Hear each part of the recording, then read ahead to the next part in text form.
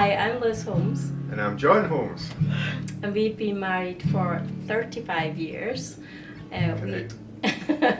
We have 5 grown-up children, and 4 of whom are married, and we have 3 granddaughters. And you might have noticed already that we're not from here.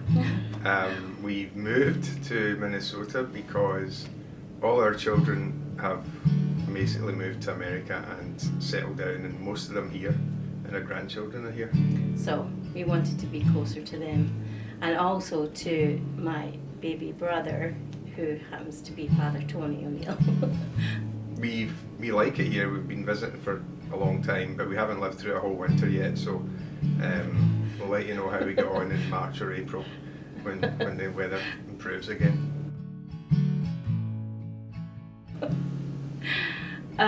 We went to a pub. That's where I started learning how to drink, when I started dating John. It wasn't just a pub, it was a quite upmarket It was wine quite bar. classy. I had an Irish coffee, so it had whiskey in it and coffee. So Did you? yeah. I probably had a pint of beer. I was so nervous. I remember seeing Liz at a youth conference. It was mass on a Sunday, and she was all smart in a skirt and looked really good. And I said hello to her, but she doesn't remember that. She never noticed me, but I remembered her from that moment on. The thing that impressed me most was when I started working for a charitable organisation, and John ended up being the one that opened up the office where I worked. So that was the beginning of a bit of a romance. He was supposed to be working, and so was I, but he was just so kind and generous, and he looked after me when I started working there, so that was nice. Yeah, I was volunteering in that office, and some of my friends, we were in a flat together, they used to volunteer as well, and I used to start volunteering to cover their shifts for them, and they were very grateful, but it was all pure self. Plus you were kind of cute as well. Oh, thanks.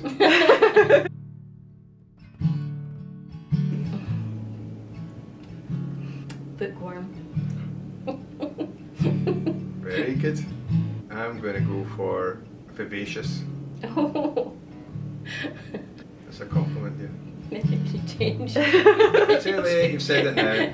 Yours was really nice. Yeah, I know. I would say kind. Thanks. I think one of the things, and this is probably something I've learned over the course of our married life, is to learn who you are as a person. To give yourself to someone else, you really need to know who you are to be able to do that. So the more that you can learn about your own nature and your own